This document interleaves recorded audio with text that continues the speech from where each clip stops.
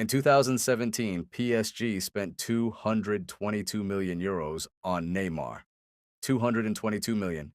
One player. At least that's what everybody remembers. But here's the part nobody remembers. How much of those 222 million euros do you think Neymar received? Half? Most of it? All of it? None. Zero. The money went to Barcelona. Not Neymar, Barcelona. The whole world was talking about Neymar. Neymar was on every headline, every sports channel, every newspaper, every thumbnail.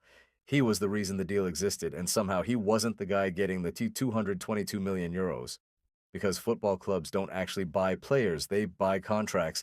What PSG really purchased was permission to start paying Neymar themselves. That's it. That's the deal. And once you understand that, the transfer market starts looking a lot less like sports and a lot more like finance because football accidentally created one of the strangest markets on earth, a market where paperwork can be worth hundreds of millions, market where time has a price, and a market where an 18-year-old kid can become more expensive than a private jet. The 180 million euros clock. A few years later, PSG spent another fortune. Kylian Mbappé, around 180 million euros. At first, everything looked great. Goals, trophies, sponsors, fans, the usual football stuff. Then something weird happened. Mbappé kept scoring, but his value started falling. Not because of football, because of a calendar. Every day he woke up as the same player. Every day PSG owned slightly less of him. Because contracts expire, that's the entire reason. Imagine buying a hotel for 180 million euros. Then one morning the hotel stands up, shakes your hand, and leaves. That's basically how football contracts work.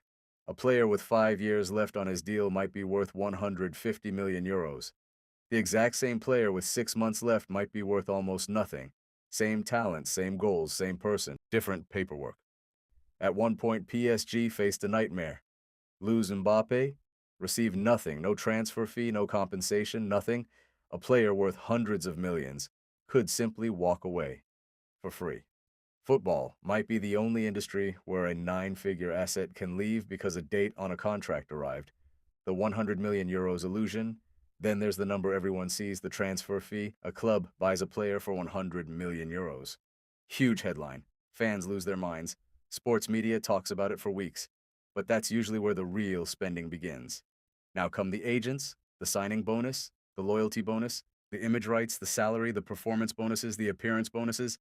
Everybody wants a piece. By the time the accountants finish adding everything up, that 100 million euros player might actually cost 250 million euros, maybe 300 million euros.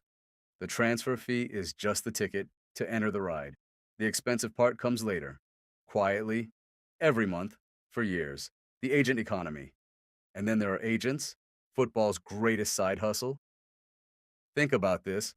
A football club spends years scouting players, building academies, training talent, developing prospects. An agent makes a few phone calls and sometimes walks away with millions. Mino Raiola built an empire doing exactly that. One transfer, millions. Another transfer, millions more. At some point, football created a profession where the middleman occasionally becomes richer than the product, which is honestly impressive. If football is a gold rush, agents figured out it's easier to sell shovels. The scarcity problem. Most people think expensive players cost a lot because they're talented. That's only half the story. Talent matters. Scarcity matters more. There are millions of footballers on earth, thousands of professionals, hundreds of elite players, and maybe 10 that every major club wants.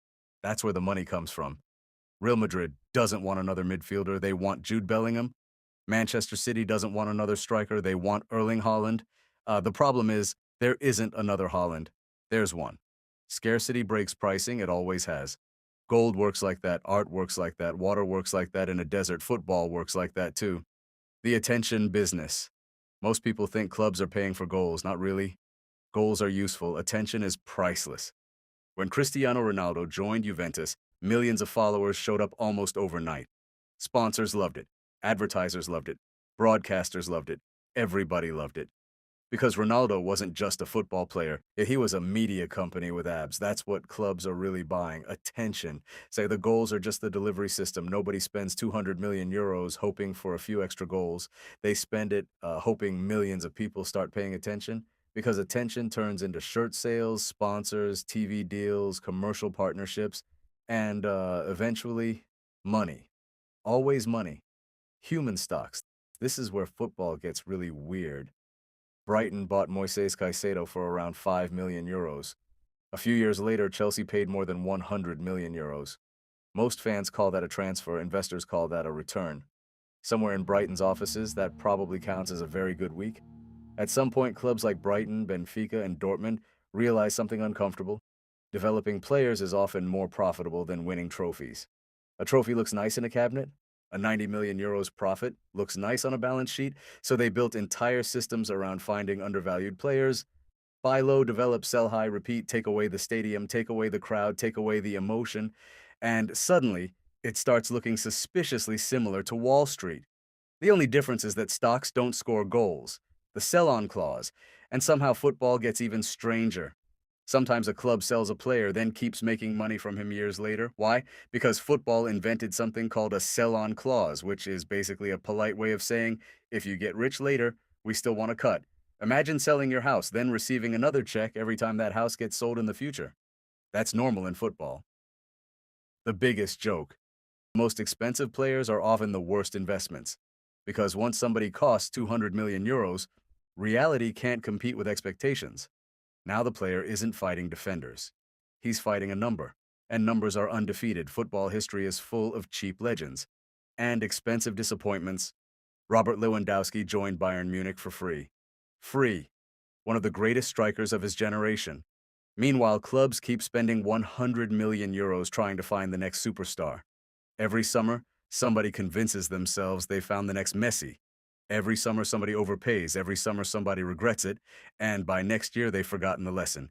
It's basically a casino for billionaires. The difference is that casinos don't usually hold press conferences before placing the bet. The secret. Most people think football is a game, and it is. But it's also a market, a strange one. A market where paperwork can be worth more than talent. A market where time can erase 100 million euros, on a market where agents make fortunes. A market where teenagers become assets. A market where billionaires gamble on potential. And a market where the most valuable thing isn't always the player. Sometimes it's the contract, sometimes it's the attention, sometimes it's simply the belief that this kid might become the next superstar. Which is why an 18-year-old can become more expensive than a private jet, not because anyone knows what he'll become, because nobody does. And uncertainty has a funny habit of becoming very expensive. This is broke genius.